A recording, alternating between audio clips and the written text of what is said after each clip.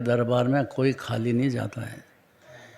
जो जीव ने बेमन से भी पूजा कर दी है तो भी स्वर्ग तो जाएगा ही जाएगा भाई। बोलने की जरूरत नहीं है कि प्रभु स्वर्गों का सुख भोग के पाऊँ मोक्ष। अरे तो ये क्या बोल रहा है जी बेभान। स्वर्ग का सुख भोग के तो ये तो एक डरो मत इतना रोका है कि भाई तुमको घबरो मत, नरक पशु गति नहीं होगी, लेकिन बाकी गति तो होगी ना। फिर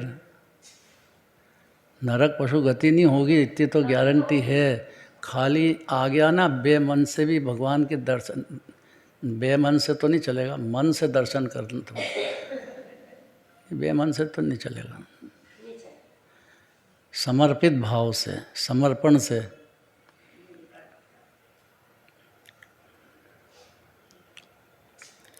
तो देखो जीव चाहिए क्या? सुख, धन, जस, सिद्धि, पुत्र पौत्रादि की वृद्धि होगी। इतने में तो खुश कर दिया कि नहीं? इतने में खुश हो गया ना जीव। तो भाई पहले इतना खुश हो जाओ कि जिनेंद्र भगवान के दरबार में आओ। 3 लोक के नाथ हैं, खाली हाथ नहीं जाता कोई। दूसरी बात, सकल मनसी सिद्धि होत है ताही सिद्धि। आपके मन में और जो भी प्लान हो, पोते पोती और उनके भी पोते पोती संतति खूब चले तो वो भी सिद्धि होगी। बस शर्त है कि दिल से पूजा हो तो। तीसरी बात, जजत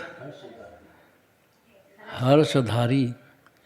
अगर भगवान का भक्ति हुई भाव से, भावधारी की बात है, तो जो है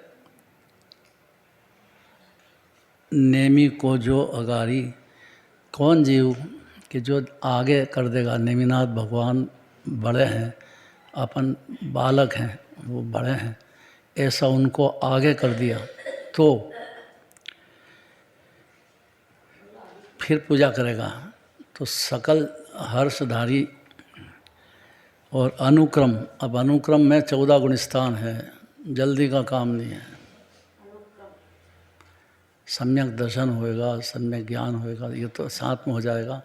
फिर चारित्र के अंदर सब जीव के उपादान से काम होता है, निमित्त से नहीं होता है। काम उपादान से होता है, अर्थात जीव की स्वतंत्रता से उसकी परिणति में जितना ठहर सकता है आत्मा में उतना ठहरेगा, और नहीं हो सकता है तो भगवान के दर्शन पूजन भक्ति करे, जजत हर्षपूर्वक करेगा वो जीव। ये एक एक शब्द समझना ध्यान से। वो जीव जो है अनुक्रम कर कर के वरे मोक्ष। नारी, नारी क्यों कहा? इसको नारी पसंद है जीव को। नारी मतलब स्त्री के लिए पुरुष है। तो पर्याय की तो बात ही कर रहे हैं। ये जीव पर्याय बुद्धि है ना, पर्याय बुद्धि। तो इसको स्त्री को पुरुष और पुरुष को स्त्री की चाहे जबरदस्त संज्ञा है अनादिकाल की, मामूली नहीं समझना है। ये संज्ञा जो है सुख बुद्धि की, सम्यक दर्शन बिना तो जाती ही नहीं। तो उसको लालच देते हैं कि भैया तू आया है तो तेरे को जो चाहिए वो मिलेगा। तो क्या मोक्ष चले जाऊँ फिर वहाँ नारी कहाँ मिलेगी? अरे वहाँ भी नारी मिलेगी, मोक्ष में भी, क्योंकि नारी से यहाँ सुख चाहता है ना। तो वहाँ मोक्ष में नारी मिली मतलब अनंत सुख भोगेगा कि नहीं भोगेगा? उसको स्त्री पर्याय दे दिया, क्योंकि एक समय की पर्याय है ना मोक्ष। तो जीव तो सास अनादि अनंत है, और वो मोक्ष एक समय का है। चाहे मोक्ष केवल ज्ञानी परमात्मा का हो कि सिद्ध भगवान का हो, उसकी उम्र कितनी? ये नहीं सुना कभी जीवन ने, ये कभी नहीं सुना। एक समय माने एक क्षण से भी बहुत छोटा। एक क्षण कितना होता है? एक समय कितना होता है? एक सेकंड का असंख्यात्मक भाग। इतनी सिद्ध है बस। इतनी पर्याय की उम्र इतनी है हर जीव की। कोई भी जड़ हो, पुद्गल हो, सबकी, हर द्रव्य की एक समय में बदल जाए, एक समय ये सब बदलने का सारा जगत चल ही रहा है। इसलिए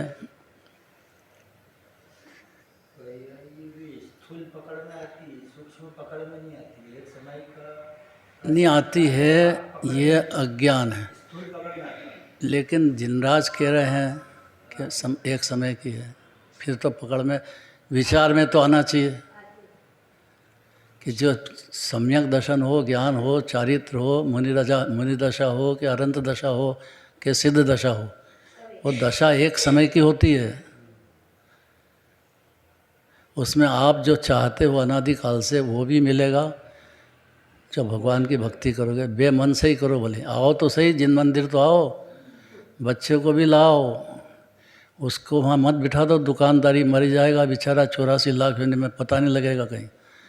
इतना उस पर भी दया करो, आपका बच्चा है तो। और खुद है फायदा ही फायदा है, तो फिर इससे बड़ी और क्या बाकी रह गया। चलो महावीर भगवान की